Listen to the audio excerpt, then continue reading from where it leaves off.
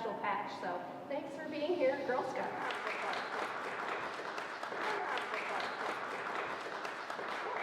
I'm going to turn it over to Mr. Joe Kelly. I will get off the stage, and he's going to talk about the origin of the race. Well, I have a stopwatch here because they've got 5 minutes, but I'm not going to turn the stopwatch on yet. So this is not coming off of my time. But this is, I think, important to do this kind of thing, to refresh people's memories of things. One of my favorite truisms, a thing that I've tried to follow in my life is this. Don't forget who brought you to the dance. I think that's important. A lot of people brought the Boilermaker to where it is today. And like other things, we tend to forget. So this is a way to bring it back, and I think that's important. One of the people that, and this is a dangerous road that I'm about to go down here, but I'm going to go down the road anyway. But keep this in mind. I have cataracts, so I can't see behind the first row. So if I don't recognize you, it's not my ignorance, it's the cataracts. But I want to mention a couple people. Dr. Paul Olam is one of them. Paul, raise your hand with me. When you say a pioneer in Utica running, that's Paul Olam. The development runs up at the Parkway. I'm going to be mentioning Paul's name later in my 5-minute presentation, which hasn't started yet. But Paul, a true pioneer of running in our area. Rick, I hope I can spell your name. Wokitis. Rick Wokitis has run every Boilermaker. Isn't that amazing?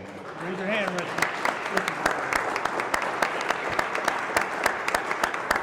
He almost didn't make it last year, but he's going to go for it again this year.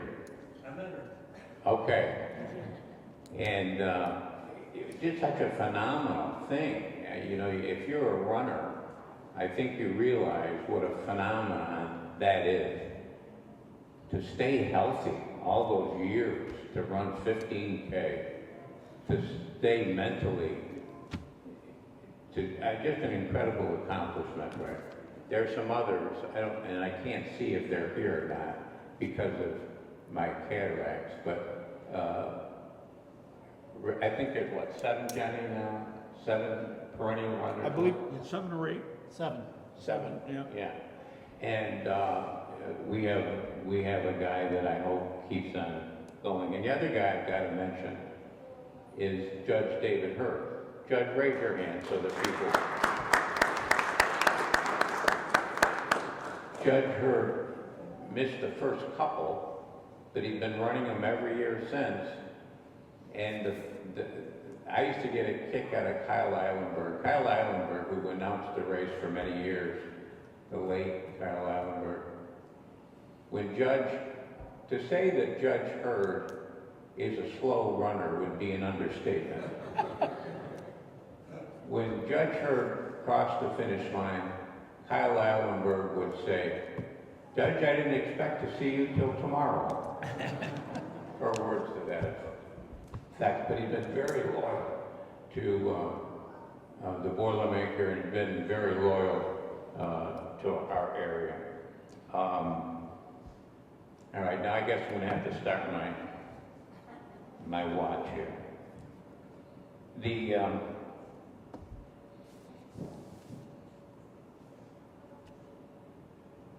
The best description, I think, that I've ever seen of how the Boilermaker got started was in John Pederesi's book, which is really the Bible of the race. It's not for sale here anymore. used to be for sale here. In fact, I was talking to Rebecca, maybe we can get it back on sale here now. It was published in 2002 and organized very well, year by year. Is there something you want to know about the race? I was trying to think of a runner the other day. I can picture this as if it was yesterday. He came down toward the finish line. His mother was so excited that she jumped out of the crowd. Today they probably would have arrested her for doing it, but she jumped out and ran next to her son across the finish line. I can't remember the mother's name. The runner was Andy Allaire. Andy was in a motorcycle accident, and he was an amputee at his right leg.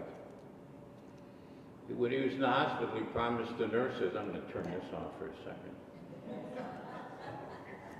When he was in the hospital, he promised his nurses that he was going to get out of there and that he was going to run the Boilermaker someday. And he did, and that was the day. And his mother was just so excited. I can still see the look on her face running across the finish line with him. Anyway. The best, and so you can go to it, and I couldn't think of some of the details of that, so I opened John's book the other day to look at it and to find his name. And here is the best description of how this race got started. Johnny was a little long-winded here, but I can sum it up. This is the first sentence of the first paragraph on the first page of his book. You know what I also wanted? Mark Donovan's in the back. Mark, would you raise your hand, please, the president of the Boilermaker? He's done a great job handling that race. Thank you, Mark. Like all good things, the Utica Boilermaker Road Race started with an idea.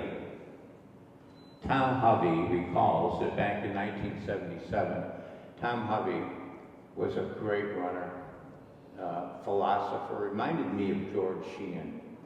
He was just a philosophical kind of guy, a great golfer too. Yeah, very good athlete. All-around athlete, and just a nice guy. Tom Hovey recalls that back in 1977, he and Joe Ficarro was from Whitesboro and did a lot for young runners. I'm skipping a little bit of John's long-windedness here. Had been talking a while about putting on a race.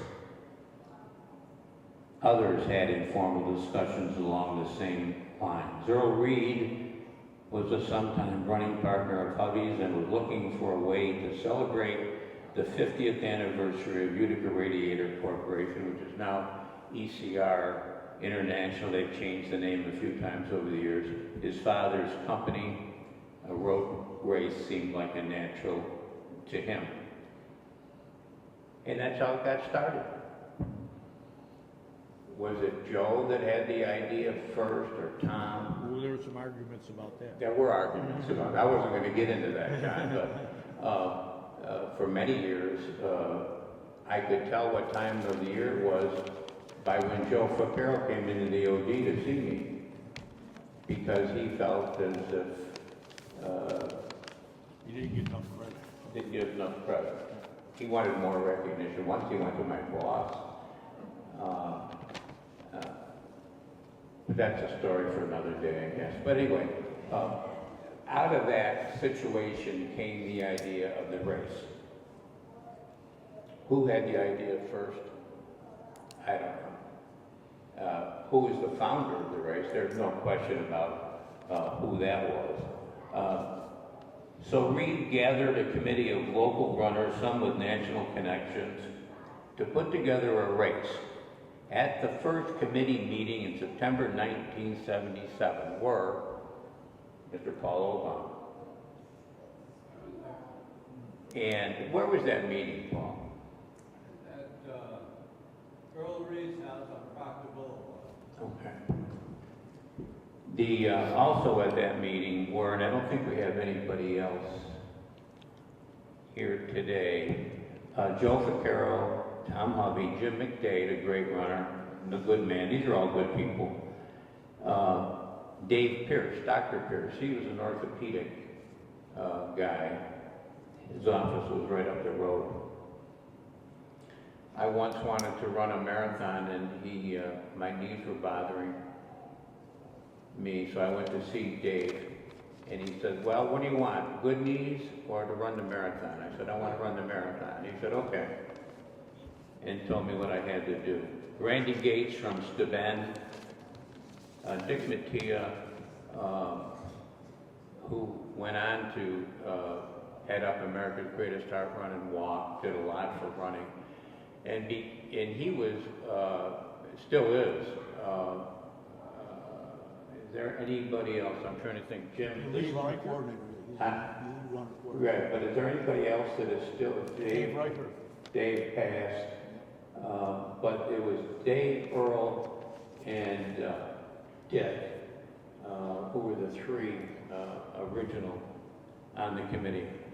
Randy Gates from Steuben, Jerry Spaziani, Kevin Mahoney, Larry Lewicki. Larry Lewicki was instrumental also in starting America's Greatest Heart Run and Walk. So there you have the genesis right there.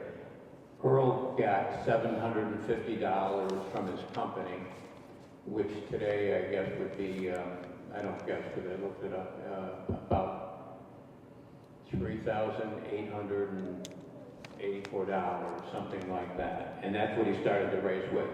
Knowing Earl, I can tell you that that's the published amount of money. Throwing his own money. Yeah, he's a very generous man, and he reached into his pocketbook many other times to celebrate that the beginning of the race. There are 930 entrants. Now there's a question about this too. John has published 930 entrants, 782 finishers. You'll also see a number show up, 876. I don't know where that came from, and not in John's writing, but I've seen it in other news stories, and I've seen it on TV.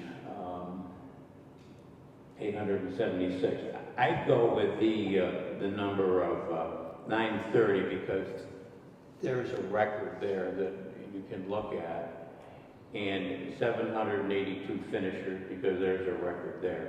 What does 876 runners mean? I don't know what that means, but that was the scope of the race in that first year, and it was also that first year was a AAU championship for Masters division and Some age group, one age group, yeah. Masters in the Some junior. juniors, yeah. Yeah, and so that was a plus. But anyway, for a first year race to get that many runners was quite something. I'm out of time, but I'm way out of time. But let me make a couple points and then I'll turn it back to Rebecca. One of the questions that I've been asked many times over the years is, when did the Boilermaker become a national race? The year, in my opinion, was 1983.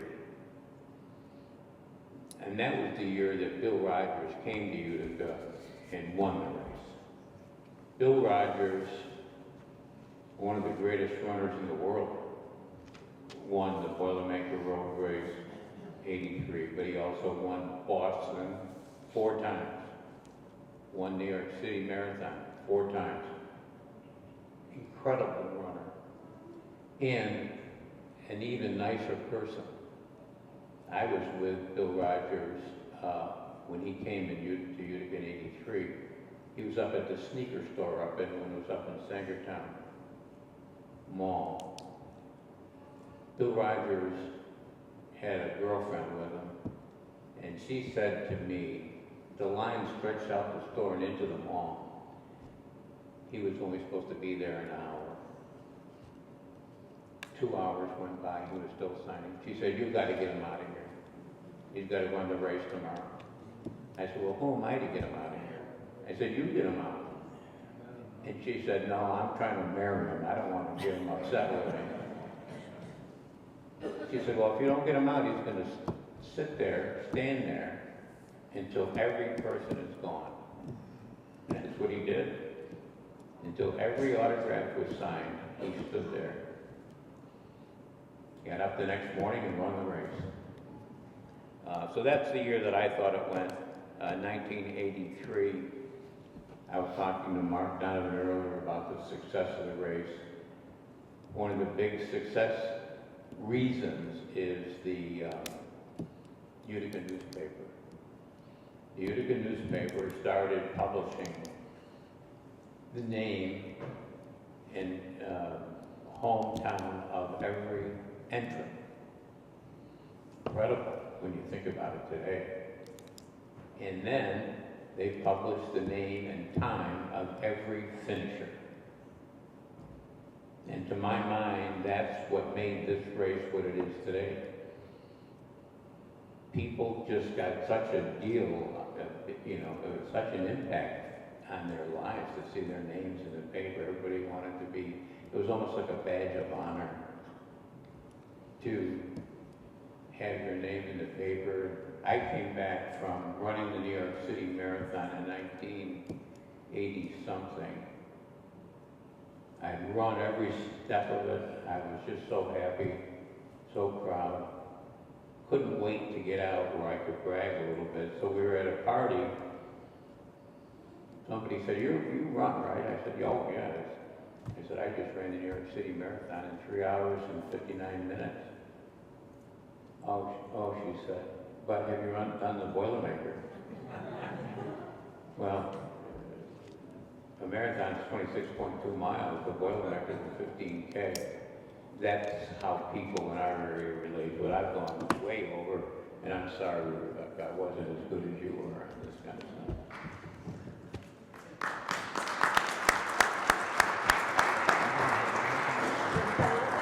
We have John, and he is going to talk about going global. So I guess how elite athletes and others put the race on the global running map, plus more. Well, I've titled my little talk here, A Laurel Wreath and a Bowl of Stew. Well, why? After running 26 miles and 385 yards faster than anyone else in the race, that's what the winner of the Boston Marathon got until 1986. That was their prize. A laurel wreath and a bowl of Boston stew. So that was 86, and that the mid 80s were what changed everything. The Boilermaker had already made that move. In 1985, the Boilermaker offered $2,000 to the men's and women's open winners. It was all part of a watershed era for racers all over the world. But runners were being paid. What it meant was people were willing to travel long distances to run competitively. People came from all over the world to run. It was worth their while. But it hadn't been for years. Runners like Bill Rogers, Frank Shorter, who ran here, Olympic champion, they had campaigned for getting paid, and it wasn't that it was going nowhere, but they weren't getting paid yet. The landmark was the Cascade Runoff in Portland, Oregon, 1981. The Athletics Congress, is that what it was? The Athletics Congress, which ruled amateur sports in America at that time, outside the NCAA, had all kinds of rules about amateurism. That race, Cascade Runoff, offered $50,000 in prize money. The Athletic Congress got really upset about it, but they just defied them. Whoever, I'm forgetting who, I don't have who won that race, but the money went out and that changed everything. So pretty soon, that was 81, 82, 83, 84, races started to pay money, and that brought in people from everywhere. But you know, the truth of the matter is, guys were getting paid, and gals, not so much, but guys were getting paid before that. Rogers told me that the Boilermaker paid him, he couldn't remember, between $3,000 and $5,000 to show up. And, but nobody was supposed to know that. And it turned out to be a good investment because he ran a record time, and he was the guy, as Joe said, multiple Boston and New York titles, and a great personality, and just a great competitor. So it was a great investment for the Boilermaker. It helped put the Boilermaker on the map. A lot of people think it swelled the Boilermaker entries in coming years. It did not. Well, the next year there were only 200 more entrants than there. You know, it took probably 10 more years before the Boilermaker really started to build up. But the prestige increased tremendously. But you know, the thing about paying people to show up, Dick Mattia, the elite runner coordinator, made a point that if you did that, well, it's like live golf. You already got paid. You don't have to win, right? So maybe you're not going to give your best effort. I don't know. Your pride plays a role as well. So, but in any case, that kind of really upped the ante for the Boilermaker and for all these big American races. There were international runners before the Boilermaker had prize money. Jeff Smith from England ran in 1984 and won, and I think he probably got paid ahead of time too. But what happened was now all of a sudden you had the Kenyan runners, Romanians, people from Japan. You already had a lot of very good Canadian runners, you know, from everywhere. Russia, Romania, Morocco, Ethiopia, as everyone knows. And a lot of those people won races all over the world, set world records. You know, you have Catherine Durabo, who's world record holder. You had a lot of really, really tremendous people. And you know, distance running is not the most visible sport. It's not football or basketball or baseball. And kind of, to be a fan, you have to be kind of in the know. And I think a lot of people in Utica, really, a lot of the runners had no idea who they were running with, you know, as far as they might have heard their name before and so on, but no idea how good these people were. But it really, paying athletes made it so it made sense for a bunch of kids to come from Kenya, run in Atlanta, run in Washington, run in New York, run in out west, run in Chicago. They didn't have to come over here for one race, you know, and that didn't make economic sense. Now it did. I have a very quick story about this. The Falling Leaves race one year, which was a great race, started on Genesee Street. I'm covering that race, and I see these two guys coming down way ahead, hundreds of yards ahead of everybody, right? They come across the line, I'm talking to them. Where are you guys from? They were like pros, you know. We're from England. England, what are you doing here? Are you touring? No, we come over for this race. Come over for this race. It pays $100 to win. And the guy goes, one guy goes, yeah, our agent told us it was $1,000. Now we got to fly back home. So they lost money. So if you get paid, you better know what the price actually is. But you know, you had all these, and what made it, I think, you'd have people come here. I know lots of people met people from all over the country. My brother had people he ran into Washington, D.C. or North Carolina or Chicago or whatever. And they went back home and talked about it and were really, really pleased with it, with the way the race was run and how well the organization did. And it really spread the word. And that played a role as well. And I tell you, I was speaking to Mrs. Matt earlier, and this is very sincere. I don't know if there'd be a Boilermaker if there wasn't an FX Matt brewery at the finish line. I really think that's really true. And what that family has done to support the Boilermaker is absolutely tremendous. I mean, free beer puts smiles on a lot of faces. Okay, so that's a huge thing.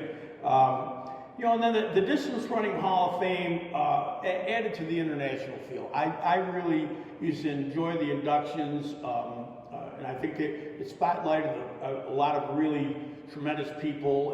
That lost steam, and as we know, it's in limbo now or dead or whatever. But that helped spread the word as well.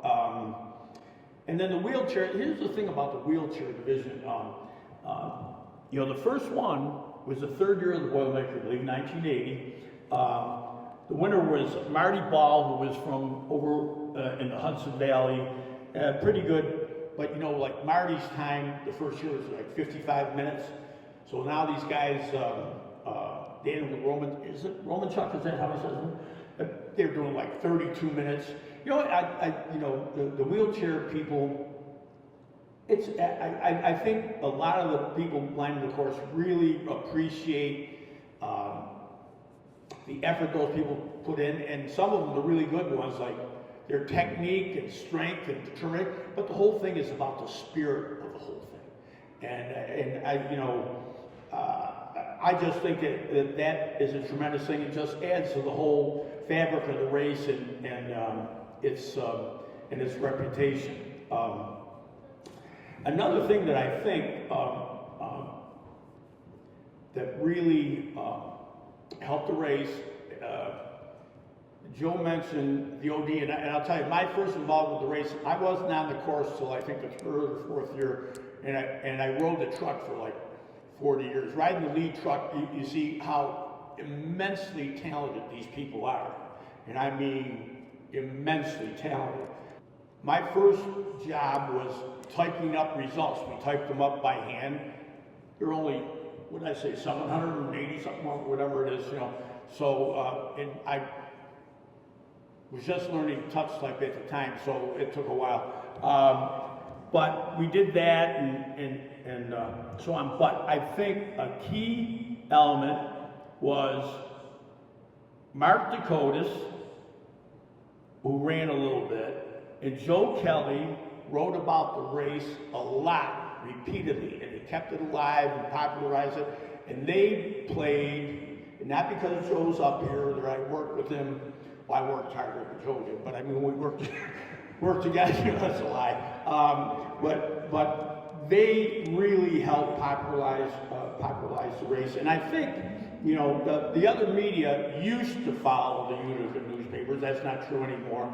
But radio and TV got after it, and the whole deal. And I think another thing that sold the race, quite honestly, is the support of the community, even just by being out there on race day. You know, the runners love that. The international runners really love that, and that gets around. So there's so many things that went into making the Boilermaker, like as Mark stylized it, small time, big time, big race feel, which it does. So in any case, I think those are the elements. The coming of money made it practical for people to go out there and run, if not for a living, for a big part of their deal. Really, for a lot of them, for a living. Certainly for the Kenyans who could go back home with their winnings here and live much better than many of their countrymen. I have one more thing about people making an effort. I told Mark this story earlier. I didn't look up the year that Benson Masha won. Remember Benson Masha? All right, so Benson Masha he didn't look like most of the Kenyan runners. He was built like a boxer. You know, a strong-looking guy, you know, muscular. So Benson Masha comes here one year, and he was supposed to be the star. And he went out the night before the race and had a big steak dinner, smoked a big cigar, probably had a libation or two. So the next morning he gets to the line and he's not feeling too good. And he still runs better than 99.9% of the people in the world and finishes 7th, 8th, 9th. So he apologized to Dick Mattia and he said, invite me back next year, I'll do better. So the next year he come back, gets on the line, doesn't mess around the night before, runs like 42, sets a record, 42:50 or whatever. I remember him coming down out of the golf course, mile 4 to mile 5 in 4:09, fifth mile, 4:09. Of course, it's downhill. And only a couple guys have ever bettered that, I think, that I remember. He was so far ahead on the parkway, you couldn't even see anybody behind him. He kept looking back there and there's nobody there, you know. And so he redeemed himself. And I always thought there were many, many great performances in this race. But I thought that was one of the very best. In any case, the Boilermaker got to be a world-class event and world-renowned event, and the money was obviously a big part of it. So that's what I have for you.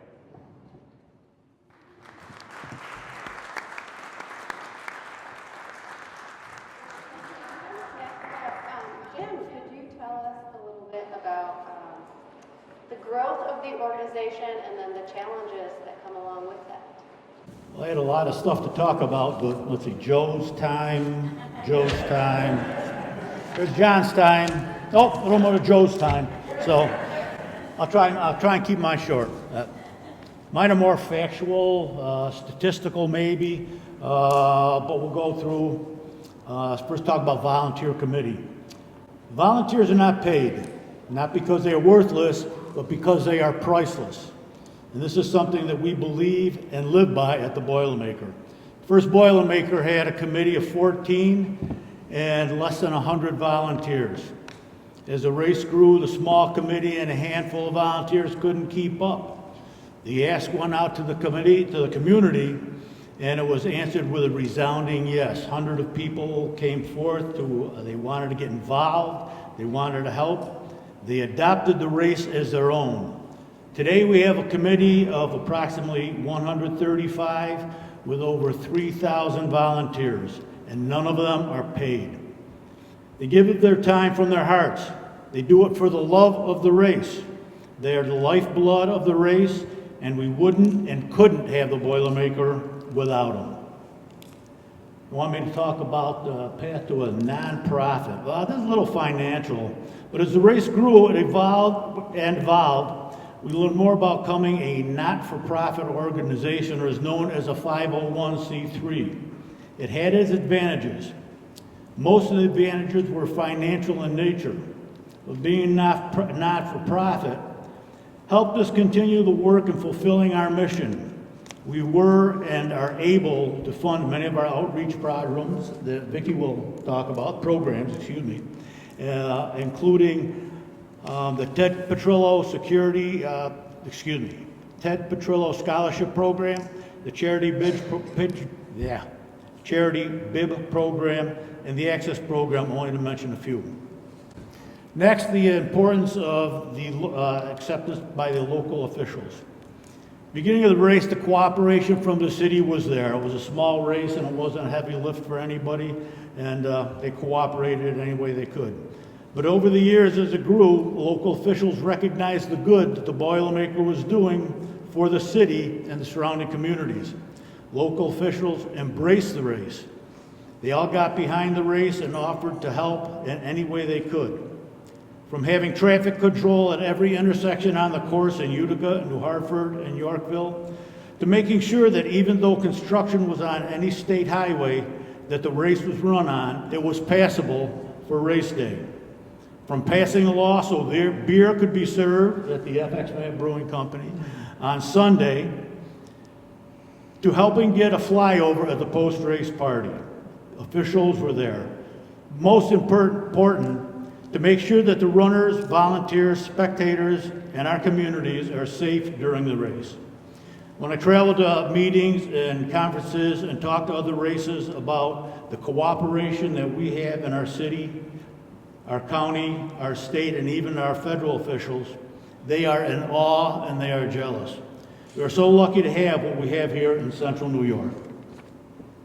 The addition of other events. The mission of the Boilermaker is to promote the transformative benefits of physical activity. In other words, the race promotes health and fitness through distance running and walking. Over the years, we've added events to help fulfill that mission. As it was said before, the Kids Run was added in 1989, Utica National Youth Run. It was run early in the morning of the Boilermaker, and they finished at the finish line of the 15K. Kids ran down Whitesboro Street and finished. After 8 years, it was moved to Saturday morning to make it easier for the parents, so they were able to run with their kids and still participate in the 15K. It's the highlight of Boilermaker Saturday. In 2000, the first 5K training run was held. It was another way to reach our mission's goal and to use it as a feeder run for the Boilermaker. The thought was once the new runners had mastered the 5K, they would move up to the 15K, and it has worked and it still does work. In 2011, it became a timed race. The Boilermaker Walk was started by Bob Ingalls in 2001. The walk was and is designed for those people who cannot run but still want to participate in a Boilermaker event. For the first 7 years, it was an 8K or a 5-mile run. In 2008, it was changed to a 3-mile event. The walk now takes place on Boilermaker Saturday. It was and still is an event for the whole family that can take part in. The event growth. Joe talked about this, and so did John. Again, in 2087, there were 930 registered runners and 782 finishers. As the race grows steadily through the 70s and early 80s, but again in 1983, as Joe alluded to and John, Bill Rogers came to town, ran, and won the Boilermaker. That one event put Utica on the national running map. The race grew steadily through the 80s and 90s, and in the year 2000, when we added and introduced the 5K, we added another 2,000 runners to that total number. We peaked in 2019 with a number of 18,936 runners, and then all of a sudden, COVID happened. The effects of COVID. In 2020, the year 2020 started like any other year, but there was something in the air, and it was called COVID. The date of the race was planned for July 12th. On March 20th, we had 8,705 registered runners. Because of COVID, on March 16th, we postponed the race until September 13th, thinking the race could still be held. On June 16th, we had to cancel the race and transform it to a virtual race. We gave all the registered runners four choices: to do nothing and or stay in the race, to donate your registration fee to the race, roll over your registration to our 2021 event, or receive a refund. When all was said and done, we had 4,333 runners in the virtual race. We had 1,005 virtual 5Ks. We had 4,637 rollovers. We had 191 donations that totaled $9,700, and we issued 3,200 refunds totaling $171,000.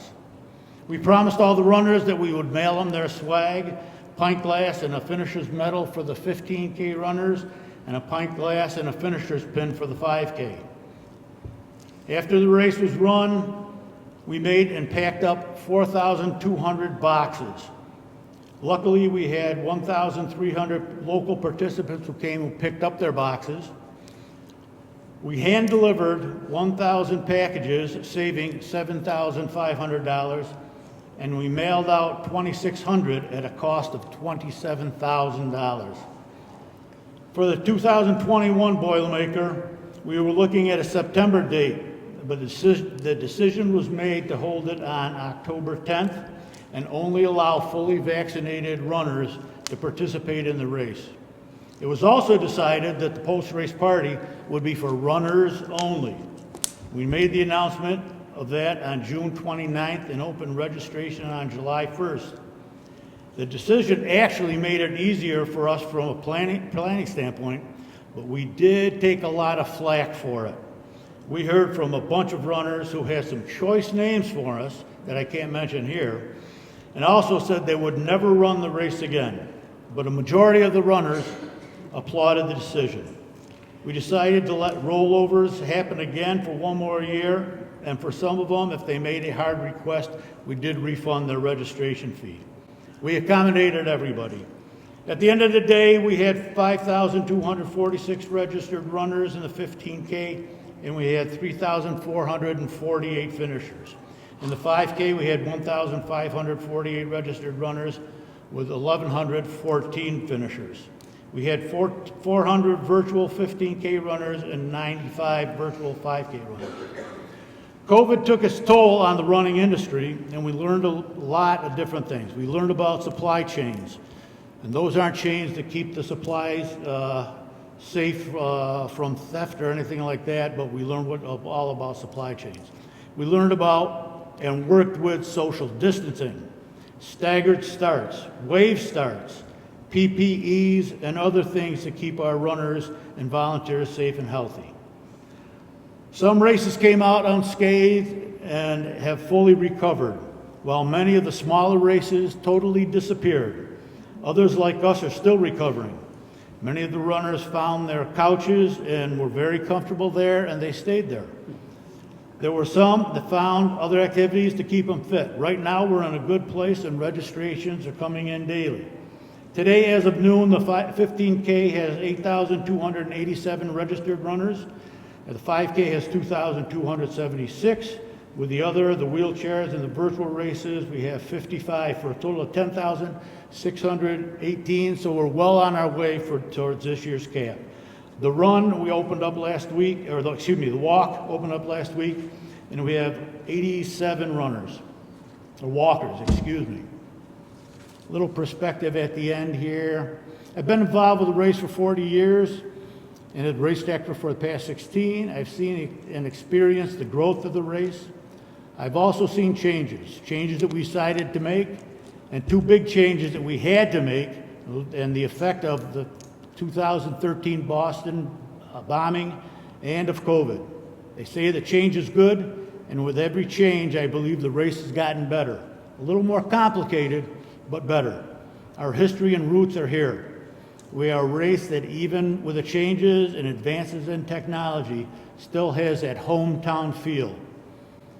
And that is why the runners keep coming back year after year. We are part of a great community and makes the runners feel welcome. Our friendly volunteers, our generous sponsors are second to none, and we take care of our runners. I am fortunate to live where I live and proud to be able to continue the work of those before me to keep the Boilermaker Road Race the greatest race in the world. Thank you.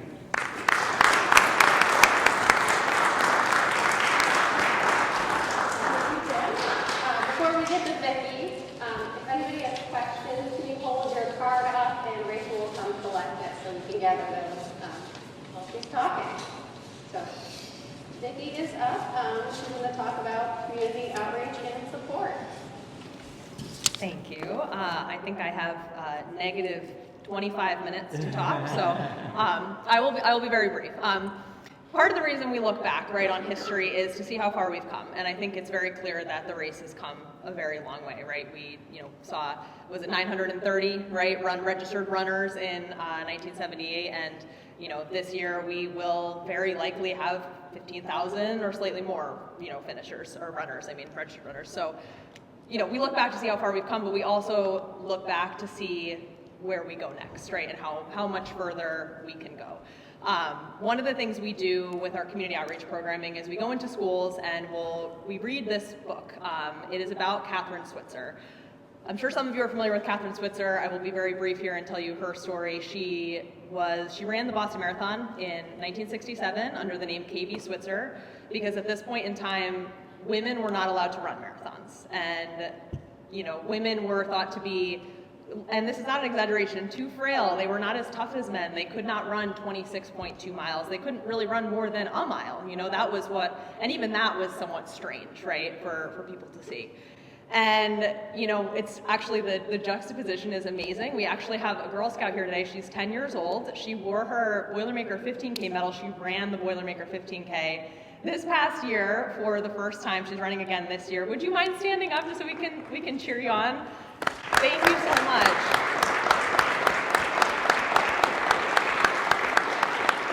So, I mean, if that's not like such an amazing example, you know, she's 10 years old and like loves running, and for so long women could not run, right? And so we look back at history to, again, look at how far we've come, and we certainly have come a long way from both the start of the Boilermaker and for, you know, women in running, but we definitely have more to go. And as Jim mentioned, I help a lot with our community outreach programming, including something called the Access Program, where we provide entries and footwear to those who wish to run but cannot for whatever reasons, usually financial, but also just access, right? Running has this reputation where, you know, you only need sneakers, right? That's kind of the misnomer that people say all the time. You just need a pair of sneakers and you can go.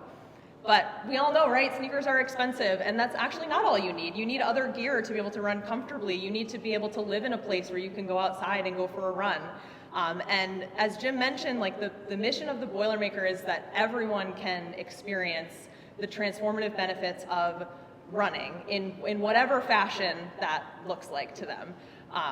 And that, you know, that is our mission, right? That is our goal, is to make sure that everyone can experience not just the physical benefits of running, also the mental benefits, you know, the benefits of self-efficacy. I mean, I'm sure a lot of you here are runners, right? You've run at some point. You feel unstoppable, right? After you've finished a race. If you can run even just a mile, you know, and I'm sure my panelists would agree. I mean, you guys have all run, right? Like there's just something about it, right? The runner's high is not a made-up thing. So we really genuinely believe that everyone should be able to experience that, and I personally can't think of a better place to experience it than the Boilermaker, with the community support that I hear all the time compared to the New York City Marathon. You know, like that's a big deal. And like Jim mentioned, we go to these conferences and we talk to these other events, and what we have here is really, truly special. I have a hard time sometimes when I'm inviting, you know, influencers or bloggers or whatever to come to the event. It's so hard to describe, right? Like once you've been there, it's so hard to put into words what it is. It really is a true experience. And yeah, so we're looking back, and we've definitely come a long way, but, you know, hopefully the goal is that we can get more women, you know, running the 15K and the 5K and just running in general and getting outside and experiencing these benefits. And yeah, we've got stuff to do, and I think we're all excited to do it. So thank you. We did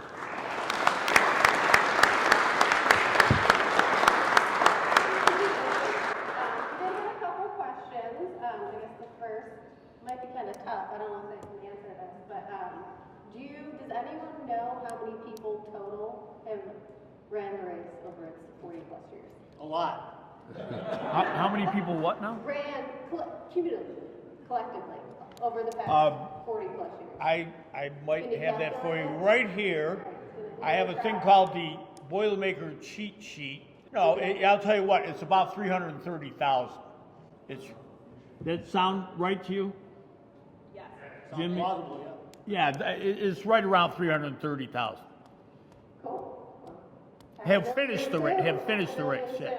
Can you tell everyone about the Girl Scout pack, what they're earning today? That's fun. Sure. So we did the Boilermaker is a community partner with the Girl Scouts of New York Penn Pathways, and we did a fun patch with them. So it's just a little patch that, you know, you guys, I know a lot of you come today, you already got your patch, so thank you guys for coming. But yeah, they're earning it for coming today and learning about the history of the Boilermaker. Fun patches are patches that organizations can create. They create the curriculum, whereas with badges, Girl Scouts will create the curriculum. So yeah, it's just a fun thing, and we really appreciate you guys coming. I can't wait to see the badges on the back of your vests. They look great. Cool, awesome, thank you. Any thoughts on adding a cycling piece to the race? I would say no. We have a good thing. It's a running race. It was started as a running race. We'll keep it as a running race. There are a lot of other cycling events in the area, but if you start mixing cycles and runners, there's going to be mass confusion. And there's a whole different federation that takes care of that, different permitting and everything else. Insurance is totally different. You know, the way things are with the society today, it's complicated enough with a lot of the things we have to do, and to add cycles wouldn't mix. So right now, at this point in time, and while I'm race director, probably won't be any cycles. Maybe another stats question for you, John. What percent of runners are from out of town? Ooh, Jim would have a better idea than I do. I really don't know. A lot. Yeah, good.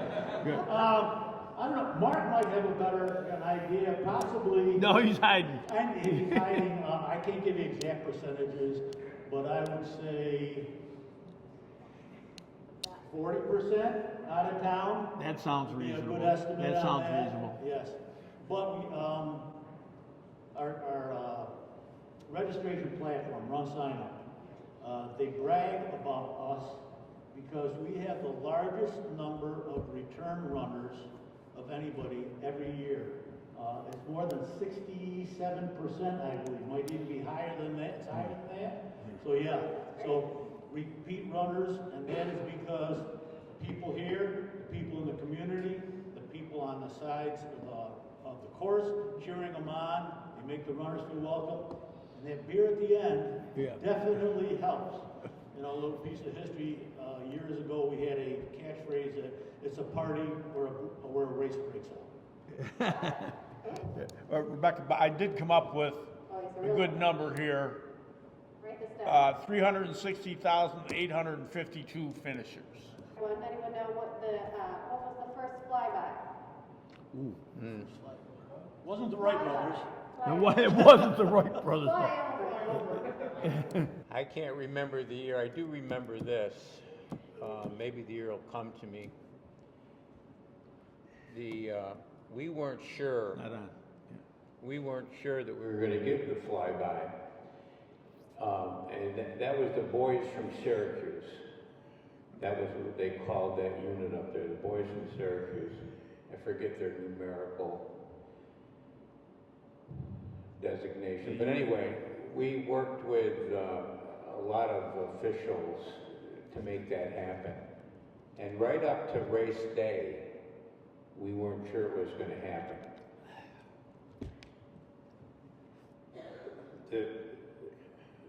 The flyover was supposed to happen at 11 o'clock. What time does it happen now, Jim? 10? Now we have it started at 10 o'clock. 10.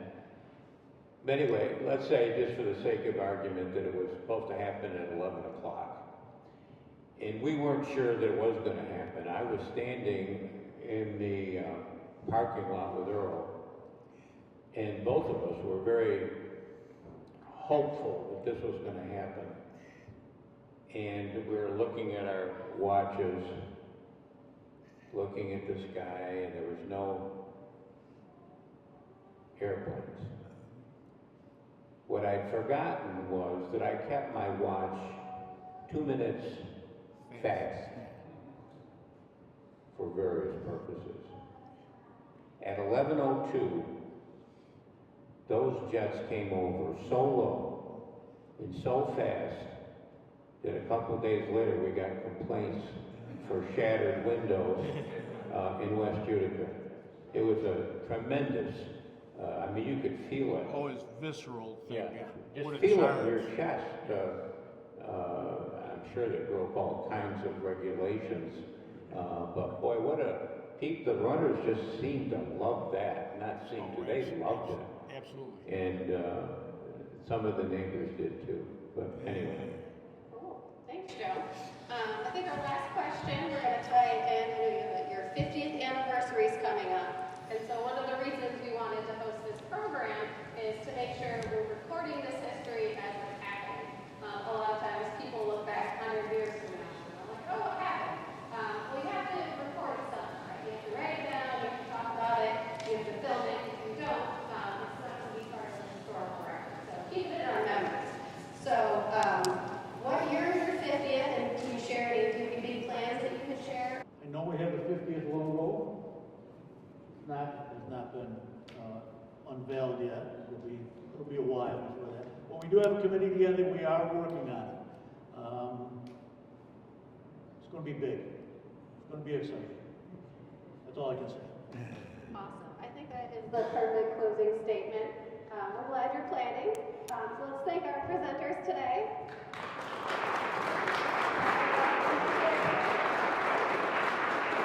One more question from Mr. Holden. How many women ran the first Boilermaker, and what percentage of women not finished the last Boilermaker? How many women? How many women? Ran the first Boilermaker? If any. Well, they did because Kathy Mills won the. There weren't too many. No. Right now, it's almost 50-50. It's about 50-50. Between the two races. Actually, the 5K race, there's more women than men. No? And in the 15K, just a few less women. But yeah, averages out about 50-50. Quite a change, in other words. Yeah. Oh, yeah. Over there. Cool. Well, thank you. Thank you so much. Thank you.